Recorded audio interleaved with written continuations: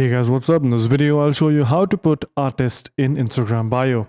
It's a very simple and easy process, and as you can see here, I do not have that showing in my profile. So I'll give you guys a step-by-step guide of how you can get that title for your Instagram profile as well.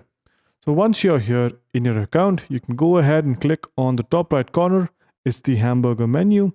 Once you do that, you can scroll down and see an option where it says account type and tools. And then you can go ahead and click on switch to professional account. Yes, this only works for professional and business accounts. You cannot get yourself a tag without having one of these accounts. So quickly press this button. Once you do that, it will ask you to follow a few steps and give it a little bit of information about yourself.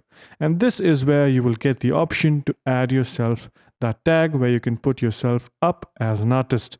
So as you can see here, I can describe myself as an artist. Click on switch to professional account and make sure that this option where it says display on profile is checked.